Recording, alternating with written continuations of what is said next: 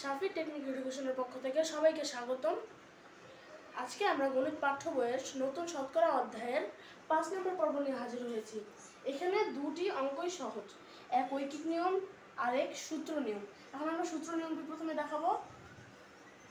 আমরা জানি ব্যাংক থেকে আসলের উপর বার্ষিক 8% মুনাফায়, একটি ব্যাংক থেকে আসলের উপর 8% মুনাফায় 5 বছরের জন্য 15,000 টাকা, এটা কিন্তু আসল 15,000 টাকা ঋণ নেওয়া হলো। 15,000 টাকা ঋণ নেবে।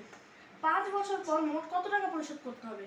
এখানে ব্যাংক 5,000 পর 5 বছর পর মোট কত টাকা পরিশোধ করতে হবে এখানে বলছে। আমরা জানি বার্ষিক মুনাফা সমান সমান আসল গুণন বার্ষিক মুনাফার হার ভাগ 100। বার্ষিক মুনাফা সমান সমান আসল গুণন বার্ষিক মুনাফার হার ভাগ 100, এটি বার্ষিক মুনাফার সূত্র। এখন আমরা সূত্রটি খাটাবো। আসল বার্ষিক মুনাফার হার, আসল সব এই গুণন চিহ্নটা যখন থাকবে তখন সব উপরের সাথে গুণ হবে। তাহলে আমরা এই নিয়মে করতে পারি সমান সমান এখানে 15,000, তাহলে আসল 15,000টা কিন্তু আসল, এই যে আসল 15,000 আসল, আর এখানে এটা পার্সেন্ট মুনাফায়। বার্ষিক মুনাফা মানে পার্সেন্ট, 8% মুনাফায়, তো এখানে 8% গুণন 8, শুধু 8, নিচে 100, এই যে 100 টাকা। তাহলে সমান সমান এই শূন্য কাটা, এই শূন্য কাটা, এইটার সাথে গুণ 150-এর সাথে 8 গুণ, আর 0 8 15 আর 0 8 5 40 শূন্য, হাত থাকে 4, 8 1 8 আর 4 12।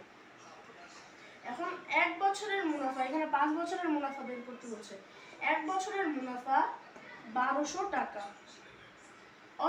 অতএব 5 বছরের মুনাফা 1200 গুণন 5 টাকা।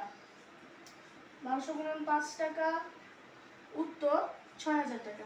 500 500 5 500 500 5 দুগুণে 10-এর আরেকটা শূন্য, হাত থাকে 1 5 1 5 1 6 টাকা।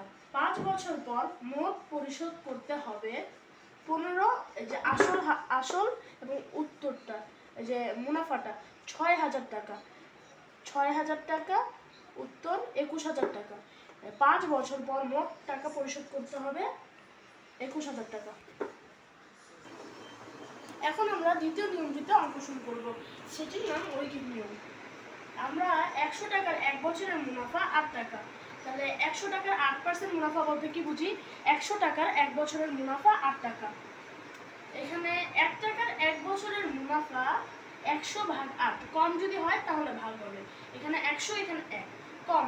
1 টাকার 1 বছরের মুনাফা 100 ভাগ 8, আবার 100 মানে 1, অতএব 1 টাকার 5 বছরের মুনাফা, এই যে 5 বছরের মুনাফা, 5 বছরের মুনাফা 8 গুণন 5, যেহেতু এটা বেশি তাহলে গুণ, আমরা বলছি প্রথমেই ভাগ হইলে ভাগ, কম হইলে ভাগ এবং বেশি হইলে গুণ। আমরা 108 গুণন 5 টাকা। তারপর 15,000, এই যে 15,000 টাকা ঋণ নেওয়া হলো, তো 15,000 টাকা 5 বছরের মুনাফা 8 গুণন 5, এই যে উপরেরটা উপরে বসবে আর এটা ডান পাশে যা বসবে, 15,000 টাকা।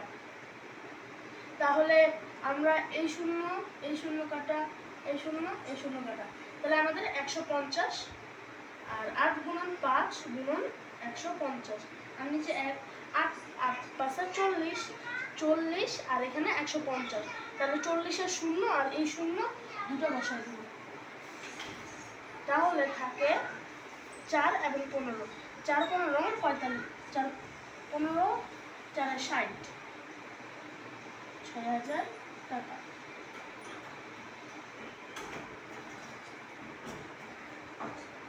তাহলে 5 বছর পর মোট কত টাকা পরিশোধ করতে হবে? 5 বছর পর মোট পরিশোধ করতে হবে এখানে 15,000 যোগ 6,000 টাকা।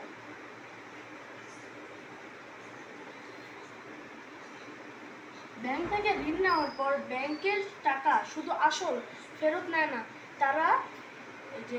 তারা মুনাফাও নেয়। যেহেতু আমরা বুঝছি মুনাফা বের করছি 6,000 টাকা, তাহলে মুনাফা আর আসল যোগ করে যত টাকা হবে তত টাকা ব্যাংকে ফেরত দিতে হবে।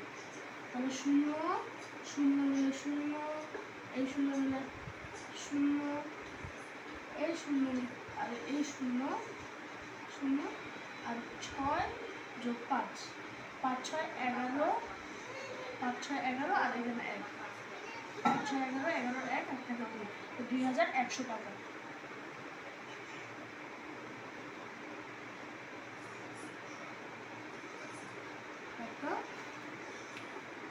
উত্তর 2100, 21,000